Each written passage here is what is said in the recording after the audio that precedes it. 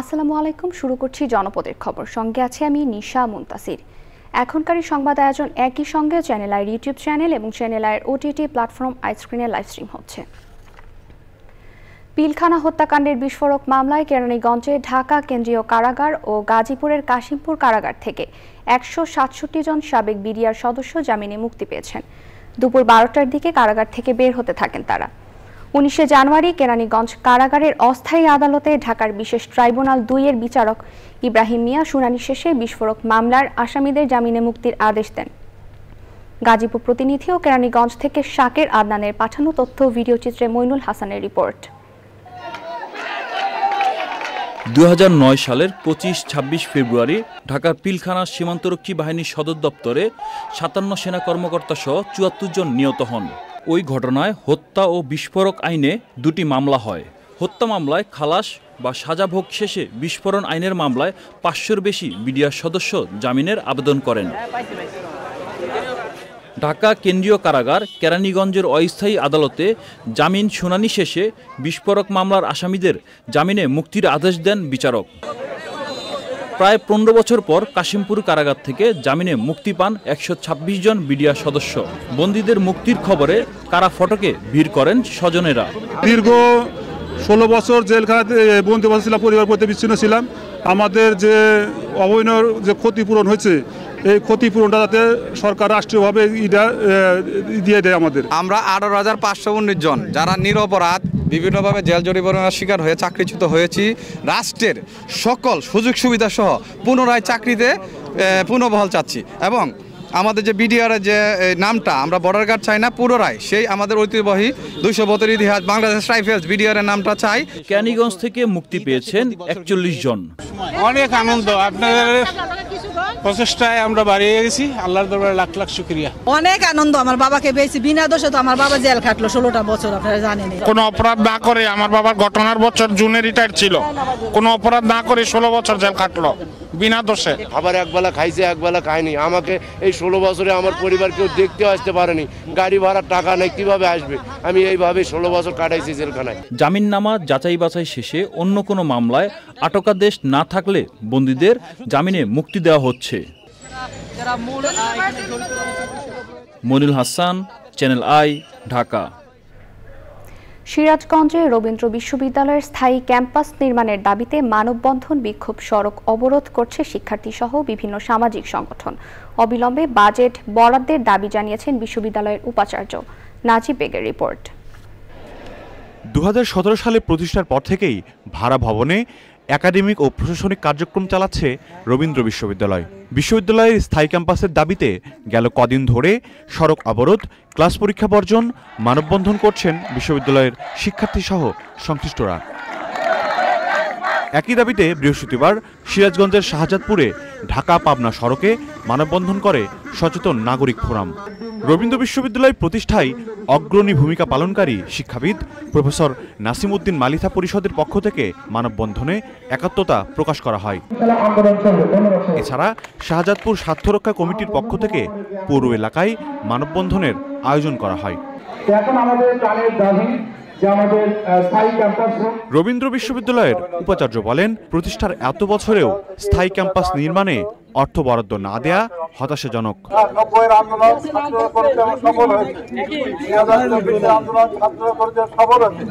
ছাত্রদের কোনো ন্যায্য আন্দোলন ব্যর্থ হয়নি এবং হবে না। তোমাদের এই আন্দোলন ব্যর্থ হওয়ার কোনো সুযোগ নেই।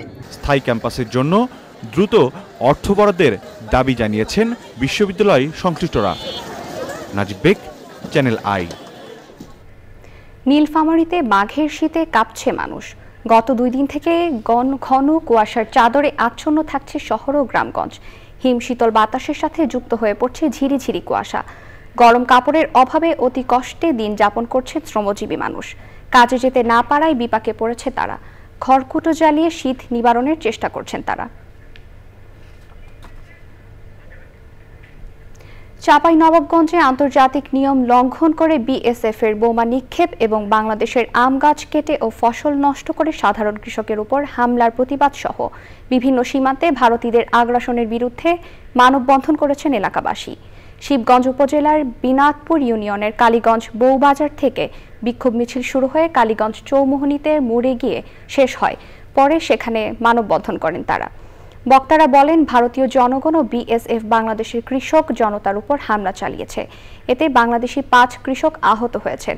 যারা এই হামলা চালিয়েছে তাদের বিচার নিশ্চিত করার দাবি করেন বক্তারা।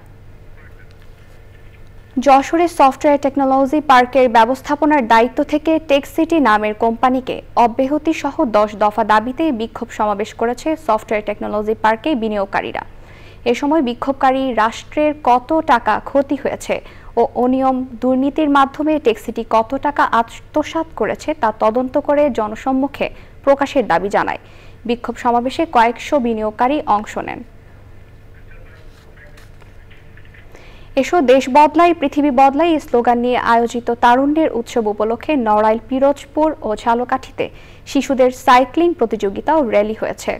পিরোজপুর থেকে ফসিউল ইসলাম বাচ্চু ও ঝালকাঠি থেকে মানিক রায়কে সাথে নিয়ে রিপোর্ট করছেন দানিয়েল সুজিত বোস। নড়াইলে বীরশ্রেষ্ঠ নূর মোহাম্মদ স্টেডিয়ামে প্রতিযোগিতার উদ্বোধন করেন খুলনা বিভাগীয় কমিশনার মোহাম্মদ ফিরোজ সরকার। উদ্বোধন শেষে আলোচনায় অংশ নেন জেলা প্রশাসক শারমিন আক্তার জাহান, পুলিশ সুপার কাজী এহসানুল কবির ও অন্যান্য অতিথিরা।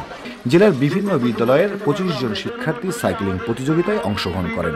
সবাইকে নমস্কার, আমার নাম অর্পিতা বিশ্বাস। এই তারুণ্য সাইক্লিং প্রতিযোগিতায় অংশগ্রহণ করে আমার খুব ভালো লাগছে। এখানে এসে অনেক ভালো লাগছে, কারণ এখানে বিভিন্ন উৎসব, এই তারুণ্যের উৎসব উপলক্ষে এখানে যে সাইক্লিং প্রতিযোগিতার আয়োজন করা হয়েছে সেই জন্য আমি অনেক খুশি হই।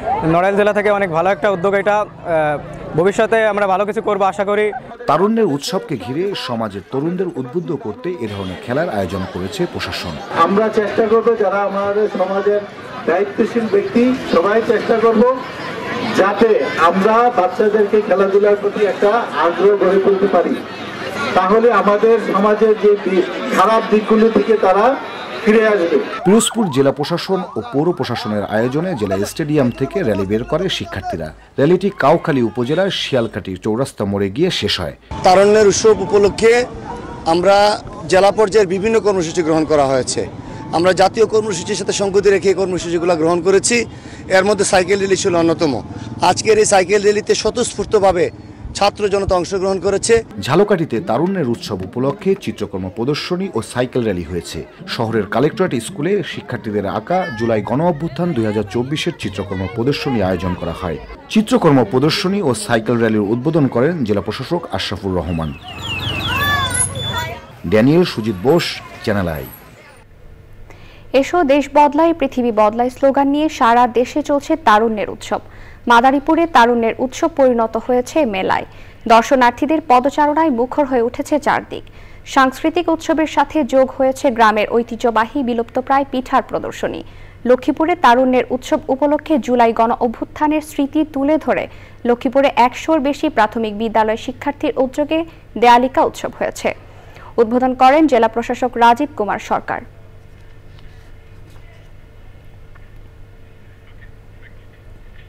এবারে প্রতিনিধিদের পাঠানো তথ্য ভিডিও চিত্রে রাজীব আহমেদের রিপোর্ট। চাঁদপুরে জাকের পার্টির মহাসম্মেলন উপলক্ষে ছাত্রফ্রন্টের কেন্দ্রীয় মিশন ও আলোচনা সভা হয়েছে। সভায় প্রধান অতিথি ছিলেন জাকের পার্টির কেন্দ্রীয় ছাত্রফ্রন্টের সাধারণ সম্পাদক রবিউল ইসলাম রবি।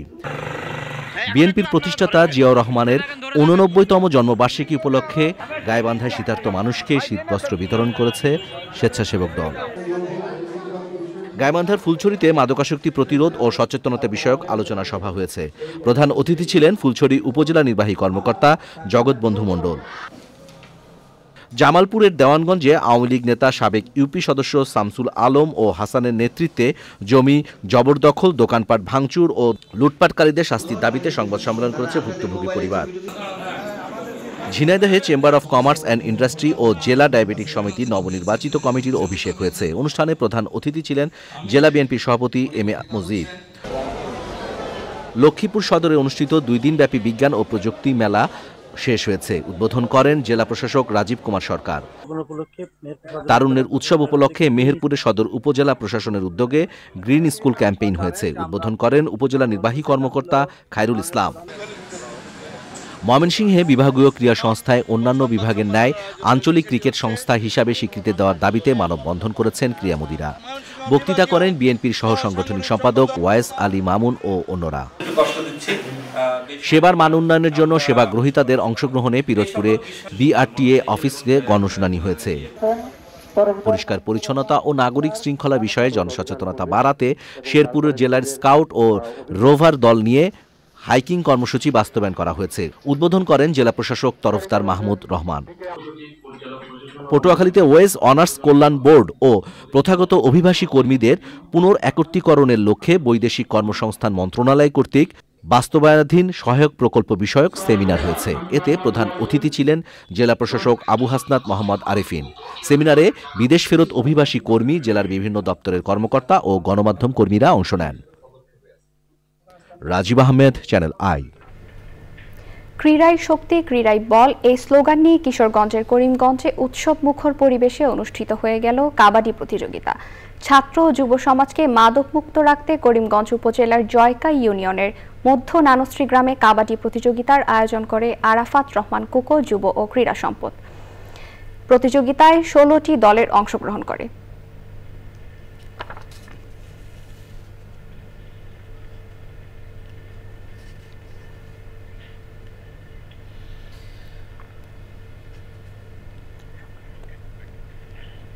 এই ছিল জনপদের খবর। পরবর্তী কৃষি সংবাদ দেখার আমন্ত্রণ জানিয়ে শেষ করছি। ধন্যবাদ সবাইকে।